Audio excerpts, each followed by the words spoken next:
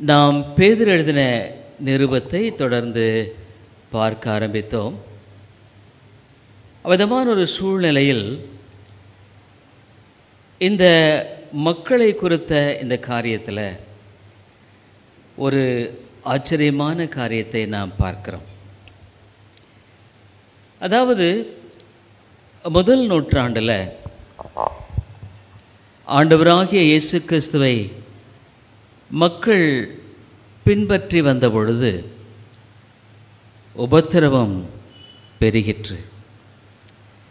அதாவது ரோம அரசாங்கம் கொஞ்ச காலம் வரைக்கும் இந்த கிறிஸ்தவத்தை பின்பற்றின மக்களை பற்றி அதிகமாக கண்டு கொள்ளவில்லை. ஆனால் திரளான மக்கள் மாற ஆரம்பித்தார்கள். திரளான மக்கள் ஆண்டவராக இயேசு கிறிஸ்துவினிடத்தில் வர ஆரம்பித்தார்கள்.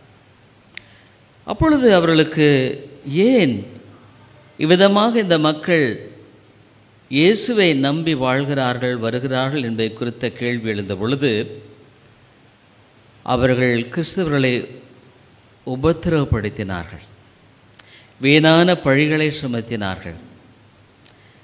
தேவனுடைய அப்போஸ்தலர்களை அவர்கள் கொலை செய்தார்கள்.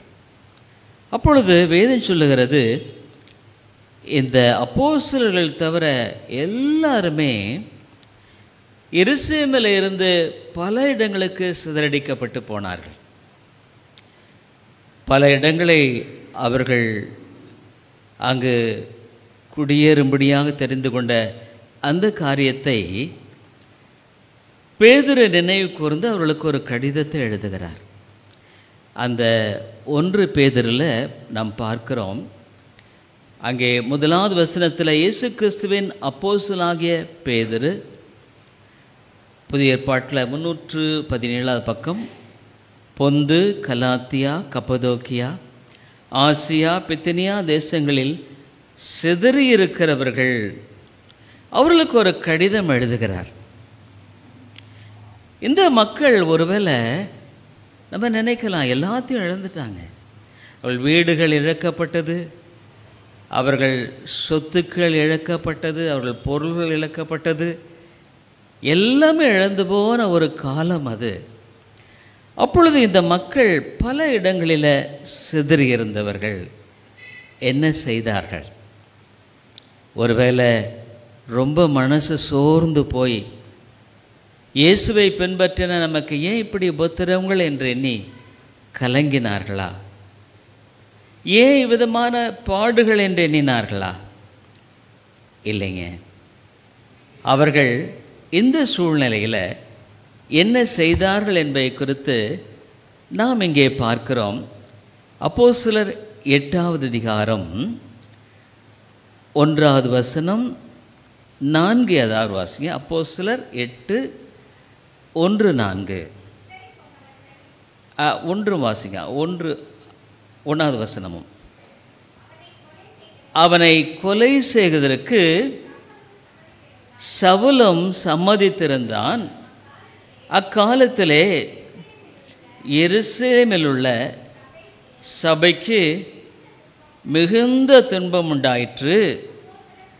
அப்போஸ்தலர் தவிர மற்ற யாவரும் யூதேயா, சமாரியா தேசங்களில் சிதறப்பட்டு போனார்கள். 4வது வசனம் வாசிங்க.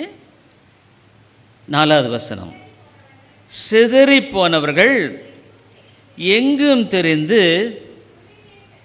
சுவிசேஷ வசனத்தை பிரசங்கித்தார்கள். இது என்ன ரொம்ப வித்தியாசமாக இருக்க? பலவிதமான உபத்திரவங்கள், இழப்புகள், அந்நிய தேசங்களில் போய் அவர்கள் சிதறுண்டு போன நிலை, விதமான நிலையில் இவர்கள் என்ன பண்ணியிருப்பாங்க? ஐயோ நமக்கு இப்படி ஆயிப்போச்சேன்னு எண்ணியிருப்பாங்க நம்ம நினைப்போம். ஆனால் வேதம் சொல்லுது, சிதறி போனவர்கள் எங்கும் தெரிந்து இன்னும் ரொம்ப வேகமாக சுவிசேஷத்தை பரவ ஆரம்பிச்சிட்டாங்க. எங்கும் இருந்த இடமெல்லாம் பக்கத்தில் அங்கே இங்கே இருந்தது எங்கும் தெரிந்து சுவிசேஷ வசனத்தை பிரசங்கித்தார்கள். என்ன இது வித்தியாசமாக இருக்க? சோர்ந்து போக வேண்டிய மக்கள் எப்படி இவ்வளவாக சுவிசேஷத்துக்காக வைராக்கியமாக எழும்பிட்டாங்க.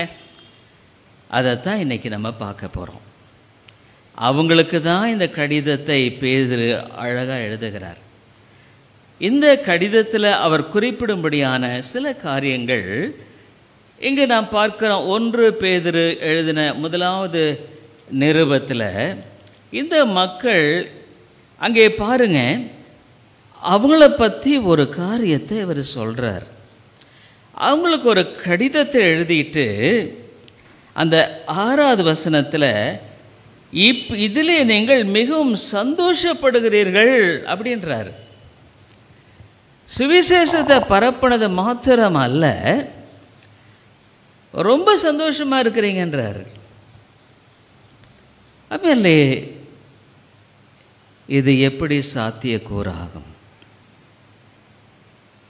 அப்படிங்கிறது தான் இன்றைக்கி நம்ம ஒரு காரியத்தை பார்க்க போகிறோம்.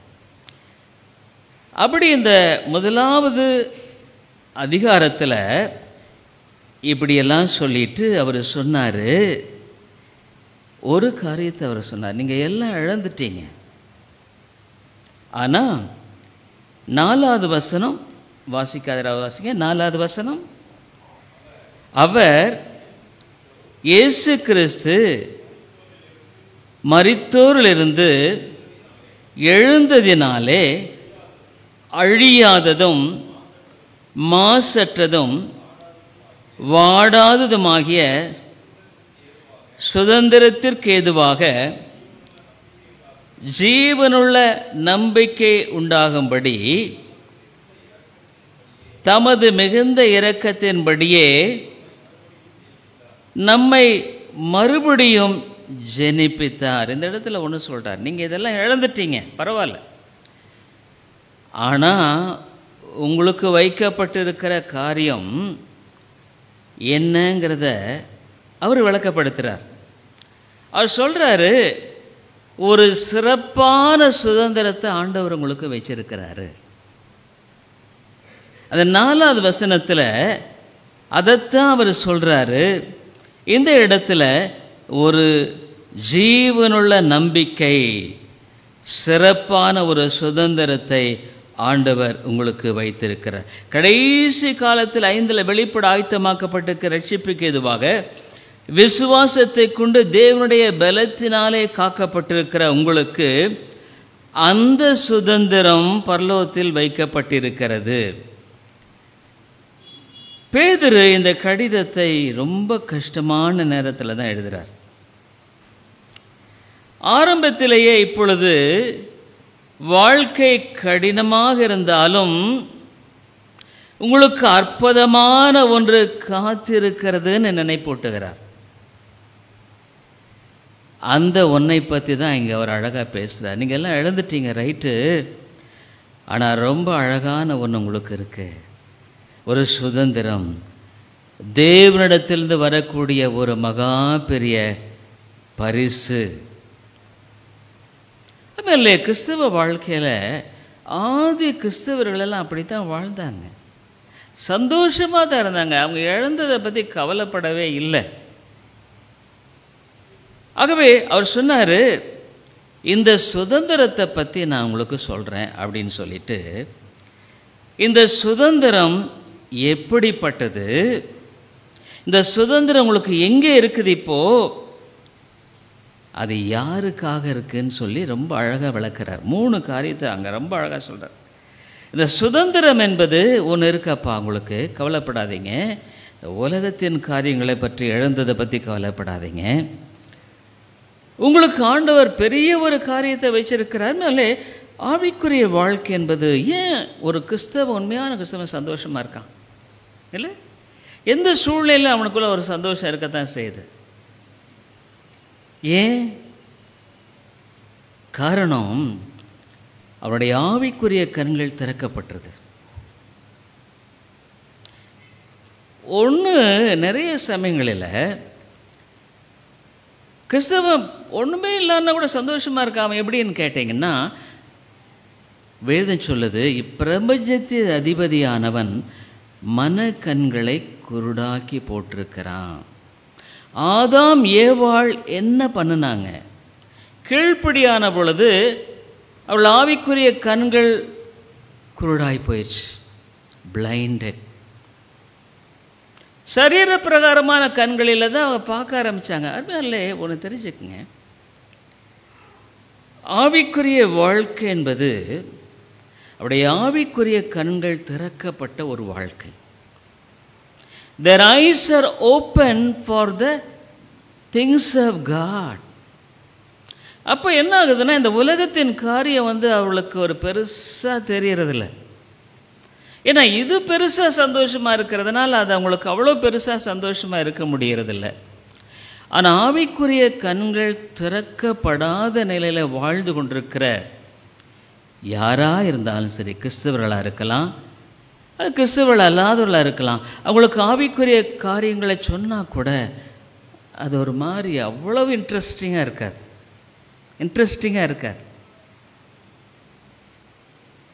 ஏன்னு கேட்டால், அவங்களுக்கு இப்போ ஒரு குருடான மனுஷன் இருக்கு, அவனை பார்த்து ஒரு பூவை காமிச்சு அந்த பூ எவ்வளோ அழகாக இருக்குன்னு சொன்னால் அவனால் விளங்கி கொள்ள முடியுங்களா? முடியாதுல்ல. ஏன்னா அவன் கண்கள் பார்க்க முடியல. அதுமாதிரிலே ஆவிக்குரிய கண்கள் திறக்கப்பட்ட ஒரு வாழ்க்கை தான் ஆவிக்குரிய வாழ்க்கை என்பது. இந்த இடத்துல இந்த மக்களுக்கு சொல்கிறார், இந்த காரியத்தை சொல்லும் பொழுது, இந்த சுதந்திரத்தை பற்றி சொல்லும் பொழுது அவங்க ஏன் இப்படி சந்தோஷமாக இருக்காங்க?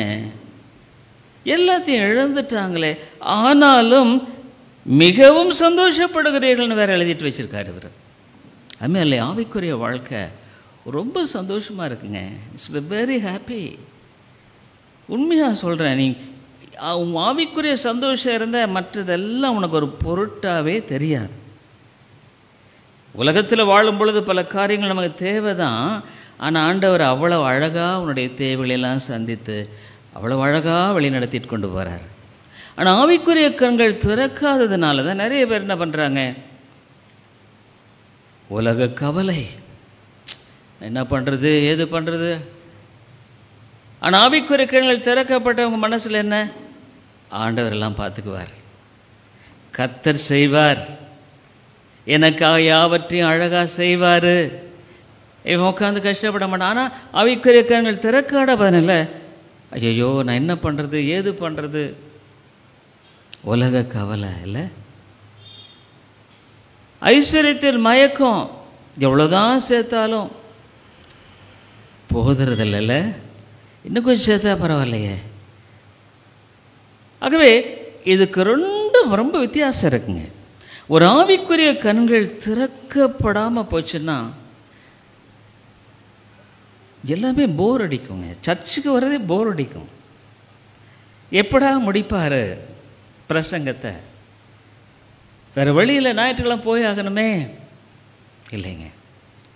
ஆவிக்குரிய கண்கள் திறக்கப்பட்டால் எப்படா ஞாயிற்றுக்கிழமை வரும், எப்போ ஆலயத்துக்கு போகணும் அப்படின்ற ஒரு ஆவல் அதுக்குள்ளே இருக்குது. ரொம்ப வித்தியாசம் இருக்குதுங்க. ஒருவேளை இந்த காலையில் நீ எப்படி இருக்கா யோசிச்சு பாரு. உனக்குள்ள சந்தோஷம் இருக்கா, சமாதானம் இருக்கா, மகிழ்ச்சி இருக்கா? எல்லாத்தையும் இழந்துட்டாங்க இந்த மக்கள், இவ்வளோ சந்தோஷமாக இருக்காங்க, ரொம்ப மகிழ்ச்சியாக இருக்காங்க. அந்த மகிழ்ச்சி எனக்கு வேணுமா? கண்டிப்பாக நம்ம ஊருக்கு அந்த மகிழ்ச்சி தேவை. அதை பற்றி தான் இப்போ நம்ம பார்க்குறோம். ஆகவே முதலாவது காரியம் என்னென்னா, இந்த சுதந்திரம் என்பது எப்படிப்பட்டது, அதை உங்களுக்கு நான் ஒரு 3 காரியம் சொல்கிறேன். இந்த சுதந்திரங்கிறது அவர் சொல்கிறார், ஆவிக்குரிய சுதந்திரம்னு சொல்கிறாரு. இந்த சுதந்திரங்கிறது எவ்விதமானது அவர் சொல்கிறாரு. அந்த 4வது வசனத்தில் முதல்ல அது அழிந்து போகாதது. அது அழிந்து போகாததப்பா, ஒருபோதும் அது அழுகாது, உடைந்து போகாது, அது வீணாய் போகாது. ஏன்னா அது அழியாதது. இது என்னதான் வச்சிருந்தாலும் பாருங்க, அது கெட்டு போயிடுது. எவ்வளோ நல்லா நம்ம செஞ்சாலும் அதில் ஒரு குறை வருது, திருப்தியே இல்லை. ஆவிக்குரிய சுதந்திரத்தை பற்றி அவர் சொல்கிற முதல் காரியம் என்னென்னா அழியாதது. அது அழியவே அழியாது. பைபிள் அது என்ன தெரியுங்களா? இன்கரப்டிபிள், கரப்டே ஆகாது. பூமியில் உள்ள எல்லாமே பழுதாகி விடுகிறது, இல்லை எல்லாமே பழுதாகி விடுகிறது. சரி, காலையில் கார் எடுத்து வைக்கலான்னு பார்த்தா டொக்கு டொக்குங்கிறது. அடே சரி, வேறு வழியில் எப்படியே தள்ளியாச்சு, அவ்வளோதான். இல்லை, அது ஓடுனா தான் கார், ஓடலைன்னா பாரம். இல்லை, எல்லாமே பழுதாகிறது, உடைஞ்சு போயிடுது. என்னதான் வீடுகள் கட்டினாலும் அது பழசு தான்.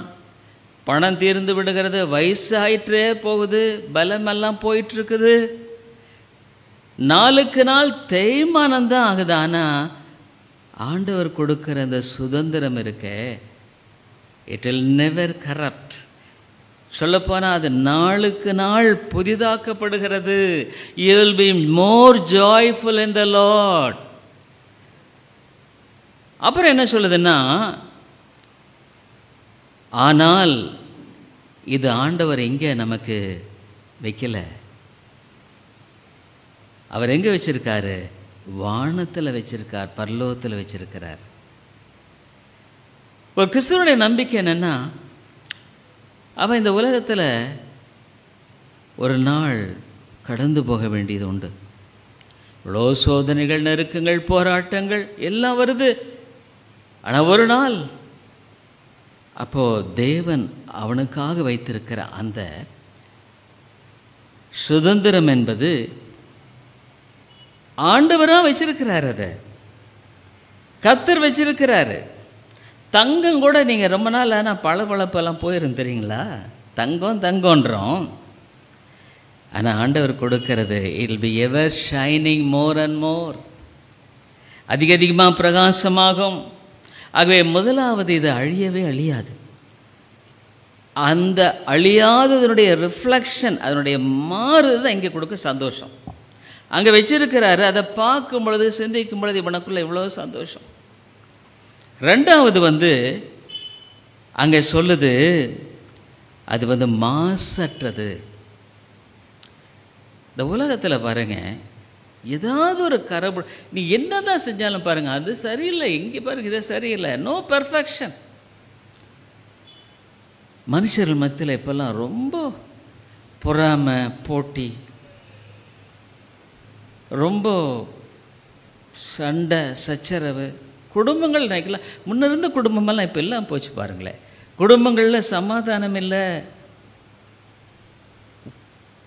முன்ன கூட்டு குடும்பமாக இருந்தவங்களாம் சந்தோஷமாக இருந்தாங்க.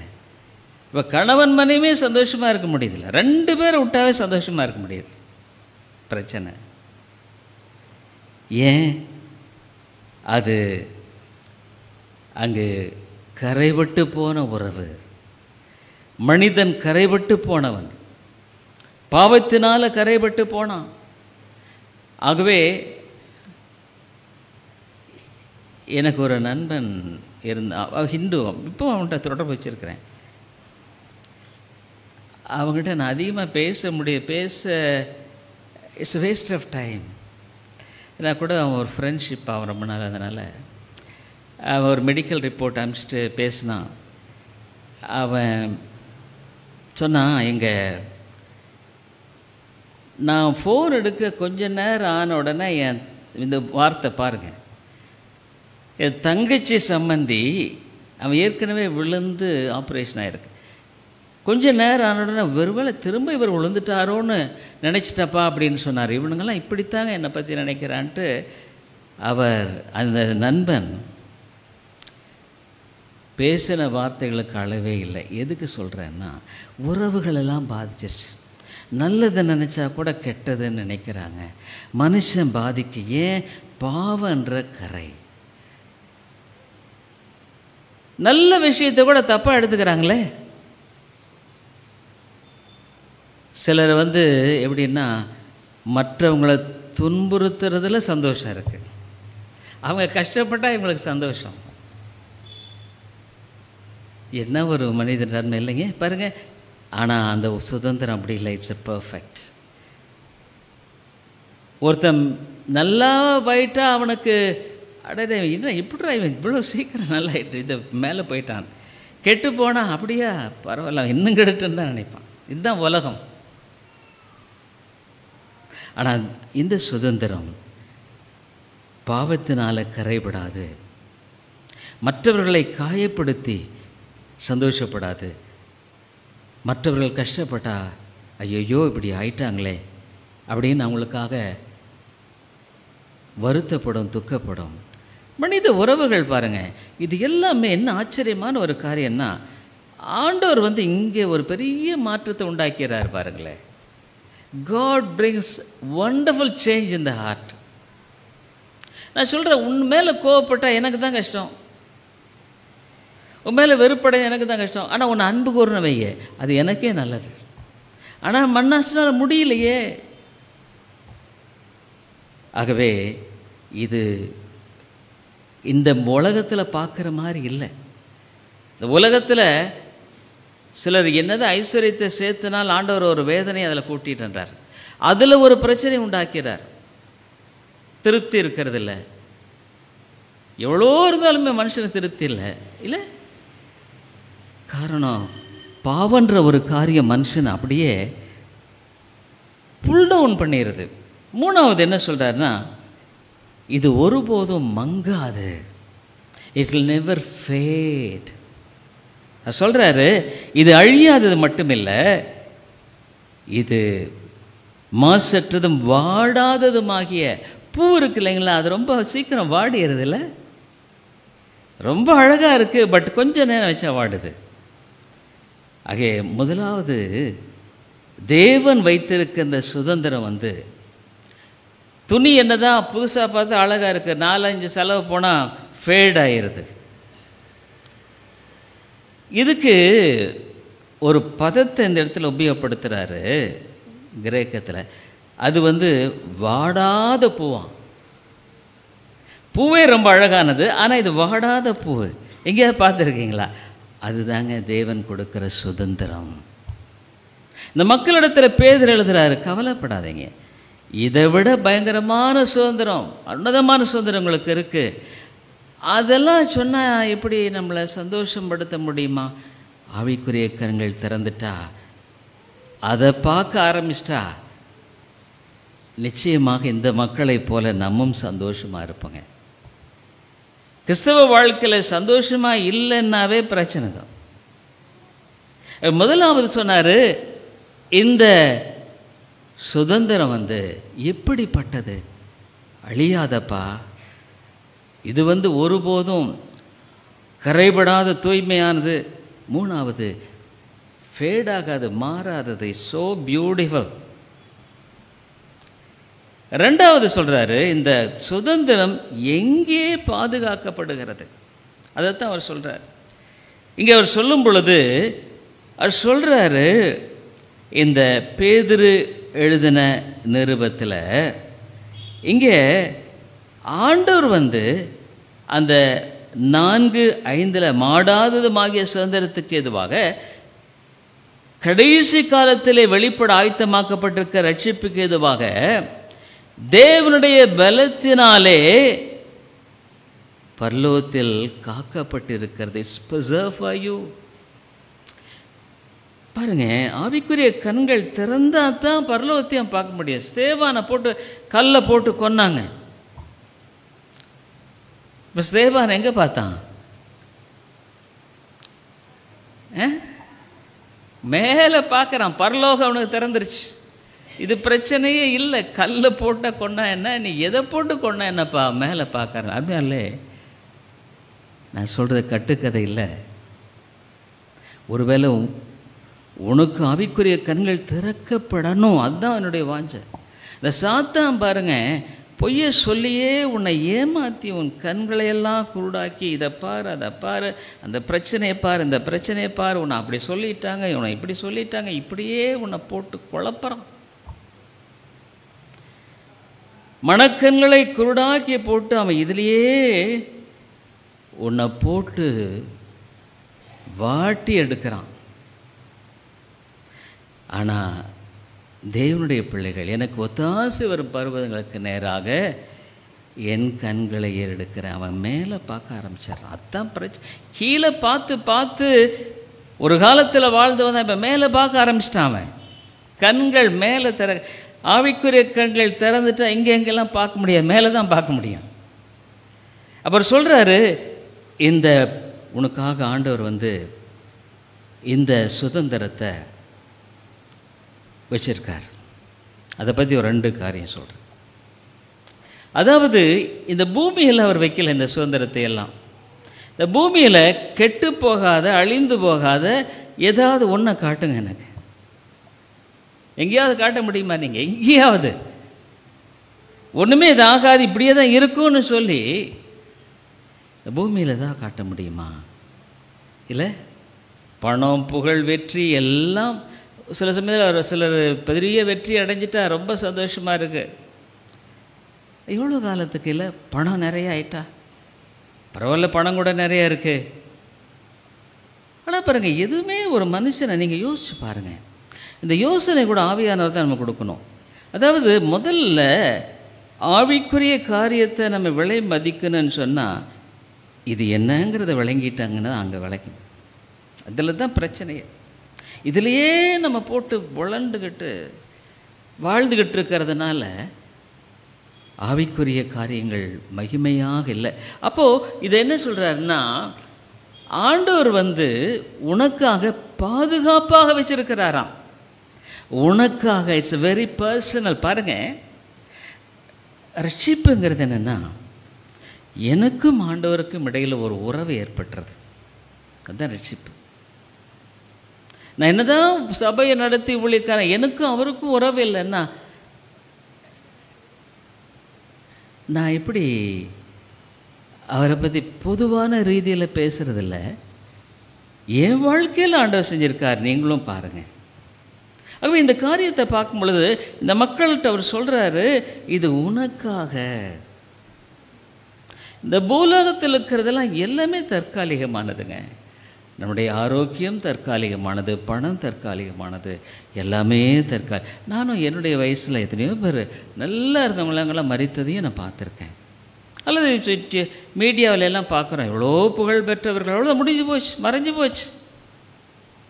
எவ்வளோ கோடி பணம் இன்றைக்கி எங்கே? ஆகவே அவர் சொல்கிறாரு, ஆண்டவர் இந்த சுதந்திரத்தை உனக்கு இங்கே வைக்கலப்பா, அங்கே தான் பாதுகாப்பாக இருக்கும். அவர் உனக்காக பாதுகாப்பாக வைத்திருக்கிறார். பைபிள் அழகாக சொல்லுது, பாதுகாக்கப்பட்டு இருக்கிறது. It's preserve. நீ வருகிற நாளில் உனக்குன்னு அதை பத்திரமா வச்சிருக்காரு. வந்த உடனே உனக்கு அது கொடுக்கப்படுகிற பெரிய வெகுமதி. உலகத்தில் சொல்கிறோம் நம்ம இல்லை, அதாவது கடந்த வாரங்களெல்லாம் நம்ம பார்த்தோம் ஸ்ரீசத்துவம். ஒருவன் தன்னைத்தான் வெறுத்து தன் சிலுவை எடுத்துக்கொண்டு என்னை பின்பற்றாவிட்டால் அவன் எனக்கு பாத்திரன் அல்ல. உடனே என்னடா இது ரொம்ப கஷ்டமாக இருக்குது, சுயத்தை வெறுக்கணுங்கிறாங்க, என்னுடைய வழியெல்லாம் வேண்டான்றாங்க, நான் திட்டமிட்டா வேண்டான்றாங்க. ஐயா, இது என்ன பிரச்சனை? உன்னுடைய ஆவிக்குரியங்கள் திறக்கப்படாததுனால தான் இந்த பிரச்சனையே. நீ ஆண்டவர் வைத்திருக்கிற அந்த கிருபையும் மகிழ்ச்சியும் அவருடைய சுதந்திரம் தெரிஞ்சிட்டேன்னா நீயே போய் சிலுவை எடுத்துக்குவ. இதுதான் எனக்கு சரியானது. ஏன்னா இந்த சிலுவை ஒரு நாள் மகுடமாக உனக்கு சூட்டப்படும். அப்போ இதெல்லாம் ஒரு பிரமையா? இல்லையே, பிரமை இல்லை. தேவனுடைய ஜனங்கள், ஆண்டவர் 6000 ஆண்டுகளுக்கு முன்பாக இந்த உலகத்தை உண்டாக்கினார் பார்த்தியா? அப்போ இருந்து இந்த தேவ ஜனங்களிடத்திலிருந்து இந்த விதமான ஆவிக்குரிய சுதந்திரங்கள் இருக்கத்தான் செய்கிறது, எடுக்கப்படவே இல்லை. அதான் ஆண்டவர் சொல்கிறாரு, பூமியில் வைக்கல, உனக்கு தேவனே அதை உனக்காக பாதுகாக்கிறார். ஆகவே ஒன்றும் திருட்டு போகாது. லாக்கரில் வச்சா கூட இப்போ பாதுகாப்பு இல்லை. அவன் லாக்கரையே திருடி போடுற இப்போ காலம் மாறி போச்சு. முன்னெல்லாம் லாக்கர் அப்படி இல்லை.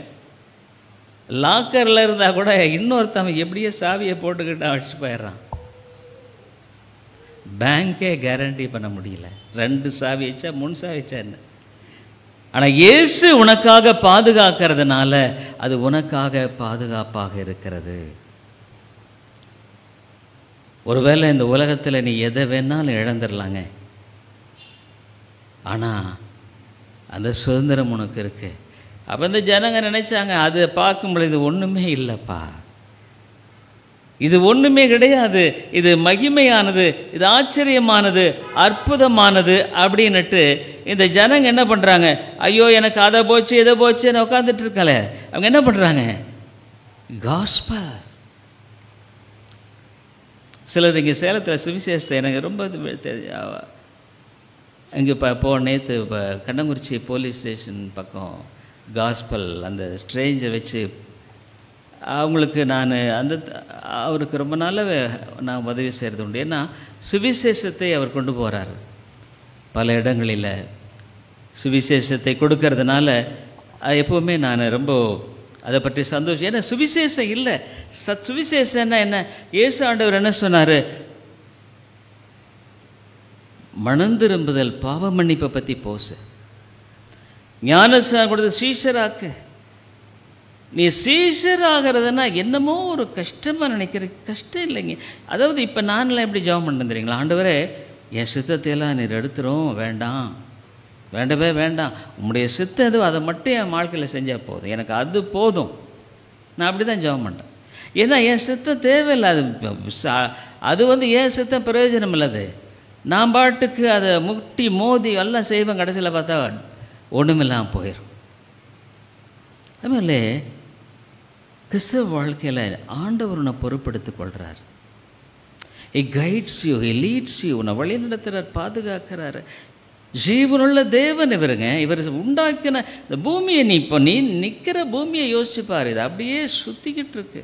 இவ்வளவு கிரமமாக சுற்றிக்கிட்டு செய்கிறதெல்லாம் யாருங்க செஞ்சது? உன்னை யார் உருவாக்கினது? நீ எப்படி இந்த உலகத்துக்கு வந்த?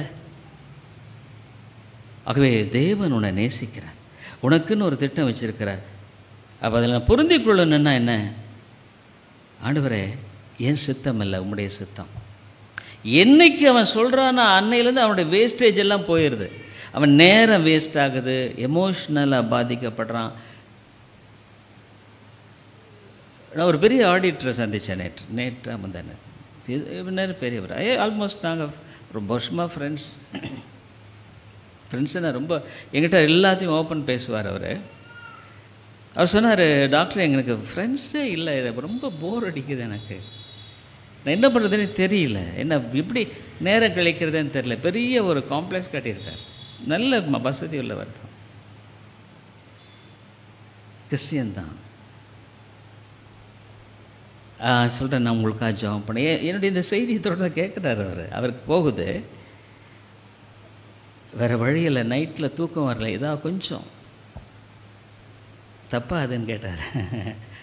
கொஞ்சம் ஐயா, வாழ்க்கையில் இதுதாங்க, உலகத்தில் எல்லாம் இப்படித்தான். நீ இன்னைக்கு நீ ஆண்டவருக்கு ஒப்பு கொடுத்தீங்கன்னா உன்னை போல சந்தோஷமான மனுஷனே கிடையாது, உன்னை போல வாழ்க்கையில் ஆசீர்வதிக்கப்பட்டவன் ஒருவனும் இல்லை. ஆகவே இந்த மரபுரிமையை பற்றி நம்ம அதாவது சுதந்திரத்தை பார்த்தோம், அது எவ்விதமானதுன்னு பார்த்தோம், அது எப்படி பாதுகாத்து வச்சிருக்காருன்னு பார்த்தோம். மூணாவது, இது யாருக்கு உரியது, to whom it belongs to. இது முதலாவது அவர் சொல்கிறாரு, உங்களுக்காக. அந்த வசனத்தை ரொம்ப அழகாக சொல்கிறார், உங்களுக்காக வைக்கப்பட்டிருக்கிறது. அவ்வளோ அவர் சொல்கிறாரு, வேற யாருக்கும் இல்லைப்பா, அது உங்களுக்காக வைக்கப்பட்டிருக்கிறது. காக்கப்பட்டிருக்கிற உங்களுக்கு அந்த சுதந்திரம் பரலோகத்தில் வைக்கப்பட்டிருக்கிறது. It's for you. அப்போ எங்களுக்குன்னு அது யார்? அது என்ன, நான் ரெண்டு காரியம் சொல்கிறேன். ஆண்டவரை முழுமையாக நம்புகிறவர்களுக்கு, சீஷத்துவத்தை ஏற்றுக்கொண்டவர்களுக்கு, ஆண்டவரிடத்தில் தங்களை ஒப்பு கொடுத்தவர்களுக்கு, மறுபடியும் பிறந்தவர்களுக்கு, ஆவிக்குரிய கண்கள் திறக்கப்பட்டவர்களுக்கு. என்ன பிரச்சனைன்னா, சில சமயத்தில் அவ்வளோ பெரிய பிரசங்கம் பண்ணலாம், ஆனால் யார் இன்ட்ரெஸ்ட் இல்லாத மாதிரி தெரியும். ஏன்னா ஆவிக்குரிய கண்கள் திறக்கப்படலைன்னா எப்படிங்க அதை பற்றி பரலோகத்தினுடைய அருமையான காரியங்களை குறித்து இவ்வளோ விளக்கப்படுத்த முடியும் சொல்லுங்கள். அப்போ ரெண்டு காரியம் சொல்கிறாரு.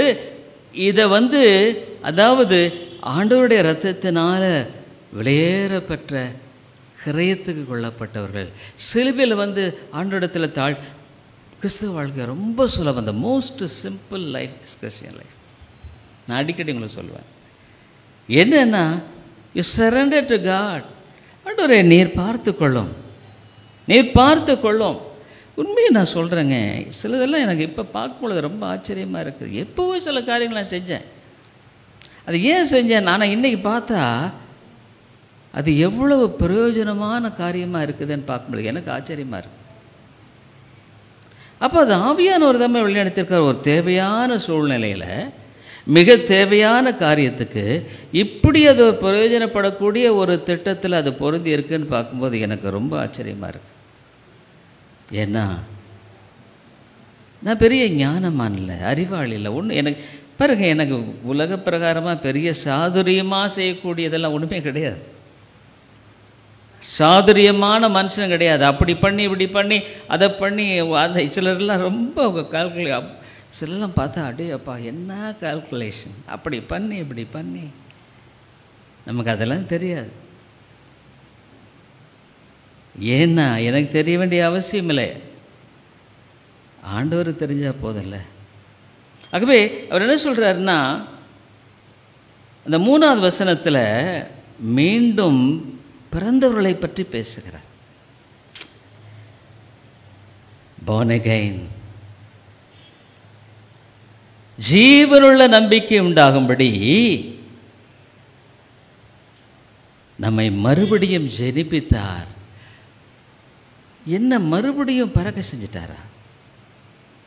என்னங்க இது?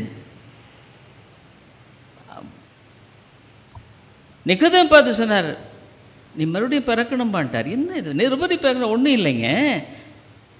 சரீரத்தில் நம்ம வாழுகிறோம், ஆனால் உள்ள பரப்பு நடக்குது. இந்த இருதயத்தில் ஆவியானவர் கிரியை செய்கிறார். அந்த கிரியை செய்யும் பொழுது அதுதான் ஆவிக்குரிய கண்கள் திறக்கப்படுது. மறுபடியும் ஜெனிப்பிக்கப்பட்டிருக்கிறீர்களே, இவங்கெல்லாம் யாரு? மறுபடியும் பிறந்தவர்கள், மறுபடியும் ஜெனிக்கப்பட்டவர்கள். அதுக்கு தான் இவர் எழுதுகிறார். ஓஹோ, அவங்களுக்கு தான் இப்படி எழுதுகிறாரா? ஆமாம், அவங்களுக்கு தான் எழுதுகிறாரு. இந்த சுதந்திரம் உங்களுக்காகவே, எல்லாருக்கும் இல்லை, ஆண்டவரை சின்ன பிள்ளைகளை போல விசுவாசிக்கிறவர்களுக்கு. இன்னொன்று ஆண்டவர் சொல்கிறாரு, மனம் திரும்பி சிறு பிள்ளையை போல நீ ஆகாவிட்டால் பரலோக அவன் சிறு பிள்ளையை போல ஆகணும்னா என்ன? சின்ன குழந்தை அப்பா சொல்கிறாரு, உனக்கு நான் ஒரு ஏரோப்ளான் வாங்கி கொடுத்துட்றேன்ப்பான்னாரு. இவன் நம்புகிறான். அவங்க அப்பா யார்? அவரால் வாங்க முடியுமா யோசிக்க. அப்பா சொல்லிட்டார் வாங்கி கொடுப்பார். அதுமாதிரிலே உனக்கு இந்த பரம தகப்பன், உண்மையாக நான் சொல்கிறேன், உன் வாழ்க்கை எப்படி தான் போயிருந்தாலும் சரி, இதுவரைக்கும் நீ ஒப்புக்கொடு, உன்னை ஆண்டவர்கிட்ட ஒப்புக்கொடு. ஆண்டவரே, என் வாழ்க்கையில் நான் எவ்வளோ செய்கிறேன், நான் சமாதானம் இல்லை, சந்தோஷம் இல்லை, எதோ பண்ணிகிட்ருக்கிறேன், எனக்கே புரியல, சில சமயம் குழப்பம் அடைக்கிறேன், ஏன் பண்ணுறேன்னு எனக்கு தெரியல, சில போய் மாட்டிக்கிறேன் வேறு. அவர்கிட்ட ஒப்பு கொடுத்துரு. மறுபடியும் பிறந்தவர்கள் யாருன்னா, தங்களை தாழ்மையாய் கர்த்தரிடத்தில் ஒப்பு கொடுத்தவர்கள்ங்க. எனக்கு என்றைக்கும் ஒன்று தான் தெரியும், ஒன்று தான் தெரியும். ஆண்டவர் நம்முடைய கருத்தில் ஒப்பு கொடுக்குறேன். இது எப்படி பண்ணுவேன் எனக்கு தெரியாது, எப்படி சால்வ் பண்ண எனக்கு தெரியாது, அதை நம்ம கருத்தில் ஒப்பு கொடுத்துறேன். அப்படி அழகாக அவர் செஞ்சு முடிச்சிடுறாருங்க. நான் ஏன் சமாதானம் இல்லாமல் தூக்கம் இல்லாமல் கிடக்கணும்? வேதத்தை தியானிக்கும் பொழுது நான் ஒருவேளை நீங்கள் எத்தனை பேர் படிச்சிருக்கீங்களே தெரியல, நான் குரூப்பில் சங்கீதம் 3-4 இன்றைக்கி 4 போட்டிருக்கேன். சங்கீதக்காரன் சொல்கிறார், நான் அழகாக தூங்குறேங்கிறாரு, நிம்மதியாக தூங்குறேங்கிறாரு. ஏன்? கர்த்தர் தாங்குகிறார். இல்லை, நீ வாழ்க்கையை நீ ஆண்டவர்கிட்ட ஒப்பு கொடுத்தா நிறைய சமயம் நினைக்கிற ஒரு வேலை அப்படி ஆகுமே, அப்படி ஒன்றுமே கிடையாது. உண்மை, நீங்கள் ஆண்டவரை விசுவாசித்த மக்களையெல்லாம் நீங்கள் நோக்கி பாருங்கள். பெரிய ஜாம யாருங்க மீன் பிடிக்கிறதுல கொண்டாந்து போய் உலகமெங்கும் சர்வசிருஷ்டிக்கும் சுவிசேஷ பிரசங்கிட்டார். ஞானிகள் அல்ல, கல்விமான்கள் அல்ல, பாலகரை தான் தெரிந்து கொண்டார். இந்த இயேசு இந்த பாஸ்டர்ஸ் மீட்டிங் எடுத்தேன். எப்போவுமே மற்றவங்களுக்கு செய்தி ஆசீர்வாதமாக இருக்குதோ இல்லையோ எனக்கு தெரியாது, ஆனால் எனக்கு ரொம்ப ஆண்டு ஆசீர்வாதத்தை கொடுப்பார். இந்த செய்தியெல்லாம் இப்போ நான் ஆயத்தப்படுதுன்னா எனக்கே ரொம்ப ஆசீர்வாதமாக இருக்கும். ஏன்னா இது எனக்கும் தேவைதான் இல்லை. அப்போ 2 காரியம் ஆண்டவர் கற்றுக் கொடுத்தார். என்ன கற்றுக் கொடுத்தாருன்னா, இயேசு ஜெபம் பண்ணினார், ஜெபிக்கவும் கற்றுக் கொடுத்தார். எப்படி ஜெபிக்கணும்னு சொன்னார். ஒன்று சொன்னார், சோர்ந்து போகாமல் ஜெபம் பண்ணு, விட்டுறாத, சோர்ந்து ஏதோ நடக்காத மாதிரியே இருக்கும், சோர்ந்து போகாத. இன்னொன்று சொன்னார், பதில் கிடைக்கும் வரைக்கும் நீ ஜெபம் பண்ணிட்டுரு. ஜார்ஜ் முல்லன்ற ஒரு தேவ மனுஷன், 3 பேர் ஃப்ரெண்ட்ஸு, 50 வருஷமாக ஜெபம் பண்ணுறார். 2 பேர் ரட்சிக்கப்பட்டாங்க, ஒருத்தர் ரட்சிக்கப்படலை. ஆனால் அவர் இறந்த பின்னால் அவர் ரட்சிக்கப்படுறார். ஜெபம் வீணே இல்லைங்க. நான் இந்த சபையெல்லாம் சொல்லும்போது, ஆண்டவரே நீர் இதை கட்டி நீர் எழுப்பி நீர் இது எப்படி பாதுகாப்பு, எனக்கெல்லாம் ஒன்றுமே தெரியாது ஆண்டவர், இது உம்முடையது. என்னை வைக்கிற வரைக்கும் இந்த இடத்துல நான் உழைப்பேன், எனக்கு பின்னால் இது உம்முடையது, நீங்கள் எப்படி செய்வீங்களோ எனக்கு தெரியாது. எனக்கு ஆன்சைட்டி அது இது ஒன்றுமே கிடையாது. ஐயோ அது நாங்கள் இதாகணும் நத்தே, என்னை இது அவருடைய காரியம், அவ்வளோ அழகாக செய்கிற, இவ்வளோ நாளாக செஞ்சவர் இனிமேல் செய்யாமே போகிறார், என்னை இவ்வளோ தூரம் வழிநடத்தி இதெல்லாம் செய்யும்படியாக கர்த்தர் செய்தவர். அதனால தேவன் உண்மையில் வருங்க. ஆகவே அவர் சொல்கிறார், இயேசுவை நம்புகிறவர்களுக்கு அடுத்தது என்னென்னா, is not for a group, it's for an individual. உங்களுக்கு, உனக்கு, இந்த காலையில் ஆண்டவருடைய வார்த்தை கேட்குற உனக்கு தாங்க ஆண்டவர் இந்த வார்த்தை அது வச்சுருக்காரு. உனக்கு இட்ஸ் ஃபார் யூ சொல்லிட்டாரு. வானத்தின் பலகணிகளை திறந்து இடங்கொள்ளாமற் போக மட்டும். சில சமயத்தில் சில பீப்புள் நான் நேற்று ஒருத்தர் பேசினார், நாங்கள் இந்த மாதிரி பல இடங்களில் போய் சுவிசேஷத்தை அறிவிக்கிறோம், மாதத்துக்கு கொஞ்சம் சப்போர்ட் பண்ணுதுன்னு. என்னால் காசு இருந்ததுன்னா உடனே அவருக்கு நான் மாதம் மாதம் பண்ணுறேன். அவர் ஒரு மீன் வியாபாரி. அவர் என்ன பண்ணுறாரு, அந்த மீன் வியாபாரத்தை வச்சு வர்ற வருமானத்தை வச்சு ஒரு 6-7 பேருக்கு வாடகை காசு போட்டு சேலம் இந்த மாதிரி இடங்களுக்கு காஸ்பல் கொடுக்குறார். ரொம்ப சந்தோஷமாக இருந்தார். ஆனால் அவர் ரொம்ப சந்தோஷமாக இருக்காங்கிறார் அதில். அதுதான் அவங்களுக்கு சந்தோஷம். அப்புறம் அதை நடத்துகிற அந்த தம்பி வந்தார், என்கிட்ட பழைய சட்டை ஒரு 10 சட்டை கொடுத்தோடனே எல்லாம் ஆளுக்கு ஒரு சட்டையை போட்டுட்டு காஸ்பல் சொல்ல ஆரம்பிச்சிட்டாங்க. நான் ரொம்ப நல்லா இருந்ததுங்க ஐயா. அதுமாதிரி வாழ்க்கையில் உண்மையாலுமே கிறிஸ்துவில் இருக்கிற அந்த ஒரு மகிழ்ச்சி எதுலேயுமே இல்லை. உனக்காக, இட்ஸ் ஃபார் யூ. அது உன்னுடைய கருத்தில் இருக்குது. ஒருவேளை நீ வேண்டான்னு சொல்லலாம், அதை எடுத்துக்கொள்ளலாம், அது உன்னுடைய கருத்தில். 4வதாக, இது இன்றைக்கு எனக்கு என்ன அர்த்தத்தை சொல்லுது, இன்னைக்கு இதன் மூலமாக நான் கற்றுக்கொள்கிற பாடம் என்ன? ஒரு 3 காரியம். நீங்கள் துன்பப்படுகிறீர்கள் என்றால், நீ ஆண்டவருடைய பிள்ளையாக இருந்தால் வாழ்க்கை கடினமாக இருக்கலாம், ஆனால் கர்த்தர் உனக்கு ஞாபகம் பண்ணுறாரு, உனக்கு சுதந்திரம் இருக்கிறது. தேவனுடைய பிள்ளைகள் தங்களுக்கு இருக்கிற வலியை தாண்டி மேலே பார்க்குறவங்க ஆண்டவருடைய பிள்ளைகள். அவங்களுக்கு இருக்கிற வேதனையிலையும் வருத்தத்திலையும் உட்காந்துக்கிட்டு சோர்ந்து போகிறவர்கள் ஆண்டவருடைய பிள்ளைகள் அல்ல. ரோமர் 8 ரொம்ப அழகாச்சு. ரோமர் 8:18 யாராவது வாசிங்க. ரோமர் 8வது அதிகாரம் 18வது வசனத்தில் என்ன அழகாக ஆண்டவர் சொல்கிறாரு, யார் வேணாலும் வாசிக்க. ரோமர் 8, ஆதலால் இக்காலத்து பாடுகள் இனி நம்மிடத்தில் வெளிப்படும் மகிமைக்கு ஒப்பிடத்தக்கவைகள் அல்ல. அவ்வளோதான், முடிவு போச்சு. நீ இந்த இடத்துல பாடுபட்டால் கூட ஆண்டவர் அந்த இடத்துல பல மடங்கா அதெல்லாம் உனக்கு கொடுக்குறார். அதனால இது கட்டுக்கதை இல்லை, இது ஒரு மதம் இல்லை, இது ஒரு நபர். இயேசுவை நீ அறிந்த வாழ்க்கை. இயேசு உனக்கு தெரியுமா? எனக்கு தெரியும், கண்டிப்பாக எனக்கு தெரியும். என்னை என் வாழ்க்கையில் ஒரு நாள் நடத்துகிறார். இவ்வளோ நாள் நடத்தி வந்தவர் இனிமேல் நடத்துவாருங்கிற நம்பிக்கை கொடுத்துருக்கார். ஆகவே நீங்கள் துன்பப்பட்ட ஆண்டுடைய பிள்ளைகளாக இருந்தால் நீங்கள் கவலைப்படாதீங்க, உங்களுக்கு பரலோகத்தில் மகிமை அதிகமாக இருக்குது. 2வது, ஒருவேளை நீங்கள் சோதிக்கப்படுகிறீர்கள்னு சொன்னால் உங்கள் வாழ்க்கையில் பல சோதனை வரலாம். இந்த மக்களுக்கு பாருங்கள், திடீர்னு சோதனை, எல்லாம் இழந்துட்டாங்க. ஒருவேளை மற்றவங்களை பார்க்கும் பொழுது வேடிக்கையாக நினைக்கலாம், என்னடா இவங்கெல்லாம் சும்மா ஆனால் ஆண்டவர் சோதனைக்கு மேலே மகிழ்ச்சியை கொடுக்கிறார். என்றென்றைக்கு நிலைத்திருக்கிற மகிழ்ச்சி அவர் கொடுக்கிறார்.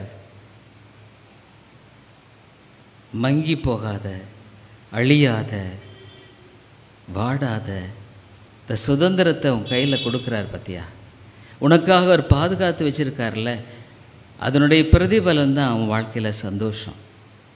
ஜாய். அவனுடைய வாழ்க்கையில் ஆண்டவரை நீ விட்டுடாத. இவ்வளோ ஒரே ஒரு வாழ்க்கை தான் உனக்கு. ஒரே ஒரு நான் அடிக்கடி ஆண்டவரே எத்தனையோ பேர் சுவிசேஷத்தை கேட்குறாங்க. ஐயோ, ஒரு வேளை அந்த ஐஸ்வர்யவான போல கிடைச்ச தருணத்தையெல்லாம் இழந்துட்டு நரகத்துக்கு போயிட்டா. நான் மோட்சத்தை நம்புகிறேன். நான் இந்த நரகத்தை நம்புகிறேன், பிசாசை நம்புகிறேன். ஏன்னா அவங்ககிட்ட என்கிட்டயே அவன் வேலை பண்ணுறவன் தெரியும், எனக்கு தெரியும். அவன் எப்படி உன் கண்ணெல்லாம் மறைச்சு, மகிமையெல்லாம் மறைச்சு, இந்த உலகத்தையே உனக்கு காட்டி காட்டி காட்டி காட்டி அவன் உன்னை வஞ்சிக்கிறான். பிசாசு உங்கள் எதிராளியாக பிசாசு. நான் ஜெபம் பண்ணும்போது ரொம்ப அவனுடைய தாரி எனக்கு தெரியும். I know. ஒரு துயரம், ஒரு துக்கம் வந்ததுன்னா, ஓ சாத்தான் தாக்குறாங்கிறது எனக்கு தெரியும். I could identify. மற்றவங்க தெரியாதவங்க ஏன் பிரச்சனை போய்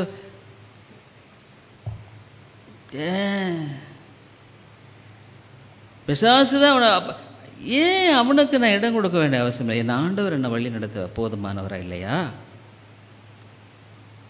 நான் ஜெபம், ஆண்டவரே மணக்கண்ணெல்லாம் குருடாக்கி போட்டு இவங்களை போட்டு வாட்டி வதைக்கிறான். உலக கவலை, அதை பண்ண இதை பண்ணுற. ஐயோ, சந்தோஷமே இல்லாமல் இப்படியே வாழ்ந்துகிட்டே இருக்கிறாங்களே. எத்தனை வருஷம் சத்தியத்தை கேட்டாலும் ஏன் இப்படி? ஜெபம் பண்ணுறேன். ஆனால் நம்புகிறேன், இந்த கர்த்தர் அநேகருடைய கரங்களை திறப்பார் நம்புகிறேன். அப்போ நீ பலவீனமாக நீ சோதிக்கப்படுகிறன்னா கவலைப்படாத. அதுக்கு கர்த்தர் உன்னோட கூட இருக்கிறார். சோதிக்கப்படுகிற எவனோ ஒன்று தெரிஞ்சுக்கோ, உன் பலத்துக்கு மிஞ்சி விட்டுற மாட்டார். தெரிஞ்சுக்க, ஜாக்கிரதையாக இருந்துக்க. ஐயோ எனக்கு இப்படி சோதனை, உன் பலத்துக்கு மிஞ்சி அவர் விடவே மாட்டார். பைபிள் என்ன சொல்லுது? அவரே சோதனைக்கு உட்படுத்தப்பட்டபடியால். மூணாவது, பலவீனமான உனக்கு சோர்ந்து போகிறையா? இந்த சரீரம் சோர்ந்து போகுதில்லை? பல சோர்வுகள், தளர்வுகள், மனத்தளைகள். அவரும் கூட சோர்ந்து போனார். மனிதனா, ஒரு முழுமையான மனிதனாகவே இந்த உலகத்தில் வாழ்ந்தார். உன்னை போல் தெய்வீகங்கிறது ஒரு தனி. ஆனால் என்ன போல் ஆகவே he knows what I am. ஆகவே சோர்ந்து போன எனக்கு சத்துவத்தை கொடுக்கறதுக்கு இருக்கும் பொழுது, ஆகவே யாருக்கு இது உரியது? ஒருவேளை இது அப்படின்னா என்ன அர்த்தம்னா, நீ துன்பப்பட்டால் கவலைப்படாத, சோதனை வந்தால் கவலைப்படாத, பலவீனமடைய கவலைப்படாது. என்ன, உனக்கு நங்கூரமான ஆண்டவர், அழியாத, வாடாத, மங்காத சுதந்திரம். கல்வாரி அண்டப்போ, இயேசுவே எனக்கு எப்படி ஜெபிக்காது எனக்கு தெரியாது. நான் இன்னும் குழந்தைய போல தான் ஆண்டவரிடத்தில் போய் ஜெபிப்பேன். எனக்கு புரியாது. ஆனால் உண்மையாக சொல்கிறேன், ஆண்டவர் உண்மை இல்லவர். அவர் இருக்கிறாரா இல்லையாங்கிறது எனக்கு பிரச்சனை இல்லை. அவர் இருக்கிறாருங்கிறது தான். அவர் இல்லைன்னு சொன்னால் தான் எனக்கு பிரச்சனை. ஏன்னா அவர் என்னோடு நடக்கிறார், வாழ்ந்து கற்றார். பெரியதுக்கு ஞானம் இல்லை, அறிவில்லை. தாழ்மையாக இடத்துல ஒப்பு கொடுப்பது. வாழ்க்கையை ஒப்பு கொடுப்பீங்களா? எவ்வளோ காலம் யோசிச்சு பாருங்கள். இந்த காலையில் ஆலயத்தில் வந்திருக்கீங்க. கடந்த வாரம் எப்படியெல்லாம் இருந்தது எனக்கு தெரியாது. உங்களை பற்றி எனக்கு தெரியாது. அவருடைய பிள்ளைகளாக இருந்தால் சந்தோஷமாக தான் இருந்திருப்பீங்க. எது எப்படி இருந்தால் என்ன? நான் கடந்த வாரம் எப்படி இருந்தீங்க? இந்த வாரம் எப்படி இருக்க போகுது? புதுசாக ஒரு 6 மாதம் ஆரம்பிக்கிறோம். புதுசாக இந்த வாரம் ஆரம்பிக்கிறனால இயேசுவுக்கு உன்னை ஒப்புக்கொடு. இயேசுவே, என்னை நீ என்ன நீங்கள் எடுத்து பொறுப்பாக வழிநடத்துங்க. அவர் கையில் பொறுப்பை கொடுத்துரு. அவர் கையில் எல்லாத்தையும் கொடுத்துரு. அவர் கையில் அனைத்தையும் கொடுத்துரு. அழகாக உன்னை உருவாக்குவார். அழகாக உன்னை உருவாக்கார். என் வாழ்க்கையில் ஆண்டவர் ஒரு காலத்தில் சோர்ந்து போய் நம்பிக்கை இல்லாமல் இருந்ததை நான் உங்களுக்கு எத்தனையும் சொல்லியிருக்கேன். ஆண்டவரே, இப்படி ஆயிட்டனே, வறுமை எல்லாம் மதிக்கலை, ஃபெயில் மேலே ஃபெயிலு. நான் இந்த டாக்டர் படிப்பை விட்டுட்டு எங்கேயாவது வேறு வேலை போயிடலாம் தேடி ஒன்றும் அசரலை. சோர்ந்து போன நேரத்தில் தான் அப்போ நான் ஜெபம் பண்ண ஆண்டவரே. அப்போ சொன்னார் ஆண்டவர் தெளிவாக என்னை பற்றி அவர் டயக்னோஸ் பண்ணிட்டார். நீ நெகிழப்பட்ட, உன்னை எல்லாம் கைவிட்டாங்க, கைவிடப்பட்டதும் ஒருவரும் கடந்து நடவாதமாக போயிட்டோம் நீ. ஆனால் உன்னை நான் நித்திய மாட்சிமை, தலைமுறையாக இருக்கும் மகிழ்ச்சி, உன் தலைமுறையெல்லாம் கூட மகிழ்ச்சியாக இருக்கும். போதாதா? ஜெபிப்போம். அன்புள்ள ஆண்டவரே, இந்த உலகத்தில் நீர் எவ்வளோ ஆச்சரியமான விதத்தில் ஒரு மனுஷனுடைய வாழ்க்கையில் கிரியை செய்கிறீர் என்பதெல்லாம் பார்க்கும் பொழுது இதை போல வேறொரு மகிழ்ச்சி இருக்கா? இதை போல ஒரு சந்தோஷம் இருக்கா? ஆண்டவரே இறங்கும். இந்த இடத்துல நான் உங்கள்கிட்ட எவ்வளோ ஜெபம் பண்ணுறேங்கிறது உங்களுக்கு தெரியும். அந்த சபைக்காக, இந்த மக்களுக்காக எவ்வளோ ஜெபம் பண்ணுறேங்கிறது உங்களுக்கு தெரியும். நீங்கள் எது சரியா செய்கிறீங்கன்னு எனக்கு தெரியும். தர்மியான மக்களாக நான் கேட்குறது, ஒருத்தரும் விட்டு விடாதிரும், ஒருவரும் கெட்டு போகக்கூடாதுன்றது தான் உங்களுடைய திட்டம்னு பைபிள் சொல்கிறீங்களே. ஒருவரும் கெட்டு போகாமல், அப்போ ஒருவரும் வேண்டாம். எல்லாரும் கர்த்தருக்குள்ளான அந்த விடுதலை, ஆசீர்வாதம், மகிழ்ச்சி, மீட்பு, நம்பிக்கை, இந்த பரலோகமே இந்த உலகத்தில் வாழ்கிற ஒரு வாழ்க்கையினுடைய பிரதிபலிப்பு. ஆண்டவரே ஆசீர்வதியும். ஆண்டவரே, நீர் எங்கள் மத்தியில் இருக்கிறீர், ஸ்தோத்திரம். ஒரு சிலருடைய உள்ளத்தில் பேசியிருக்கேன், நான் விசுவாசிக்கிறேன். இயேசுவின் நாமத்தில் ஜெபிக்கிற நல்ல பிதாவே, ஆமென்.